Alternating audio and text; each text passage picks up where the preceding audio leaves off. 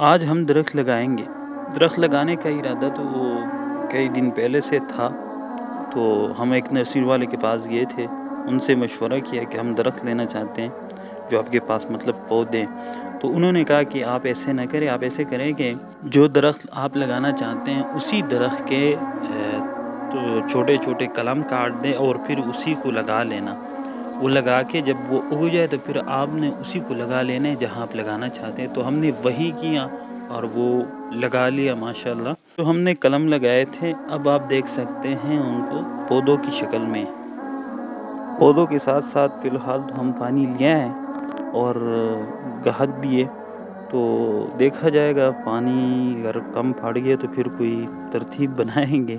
کیونکہ یہاں پانی لانا کافی مشکل ہے اور اوپر گاڑی بھی نہیں چڑھ سکتی، اور ہمارا سلسلہ شروع ہو چکا ہے درخت لگانے والا ماشاءاللہ۔ کھدائی ہو رہی ہے درخت لگانے کے لیے، کھدائی ہو چکی ہے اور اب درخت لگا رہے ہیں، اور ساتھ ساتھ جو کالا نظر آ رہا ہے یہ گھاس ہے، تو یہ ساتھ ساتھ گھاس بھی ڈال رہے ہیں تاکہ اس کو فائدہ ہو۔ درخت لگانے کا تو بہت سارے فائدے ہیں، اور جس طرح ہمارا وزیر جنگلات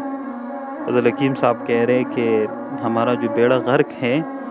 یہ چین اور انڈیا کی وجہ سے ہے۔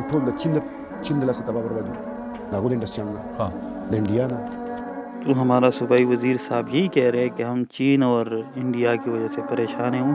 ان کی کمپنیز کی وجہ سے۔ تو چلے اس کے ساتھ ساتھ صوبائی وزیر فضل حکیم صاحب سے درخواست بھی ہیں کہ آپ اس پر بھی دھیان رکھیں اور خیال رکھیں کہ کوئی درخت نہ کاٹیں، اگر کوئی درخت کاٹنا ہے تو اس پر بھی آپ ایکشن لیں اور مزید بھی کوئی نہ کاٹیں تاکہ موسم برقرار رہے اور گرمی بھی نہیں بڑھے۔ فی الحال تو ہم پانی ڈال رہے ہیں، اللہ خیر کرے، اور پانی ختم ہو چکا ہے ہمارے پاس، اب مزید پانی لا رہے، دیکھو کتنا مشکل ہے،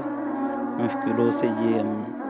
کھین بھر رہے ہیں، اس کو بھرنا کافی مشکل ہے لیکن اور پھر لے کے جانا، لیکن کیا کریں ان مشکلات کے بغیر یہ ہو نہیں سکتا، مشکلات کے بعد آسانی آتی ہے۔ اس طرف چل رہے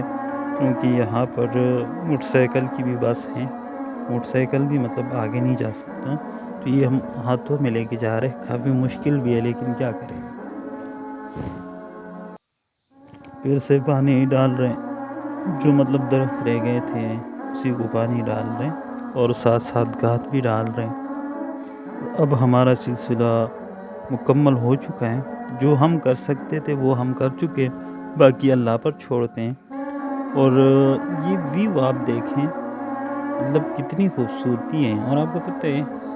یہ جو خوبصورتی ہے یہ صرف ان درختوں کی وجہ سے ہے، باقی بھی ہے لیکن درختوں کی خوبصورتی کچھ زیادہ ہے ماشاءاللہ۔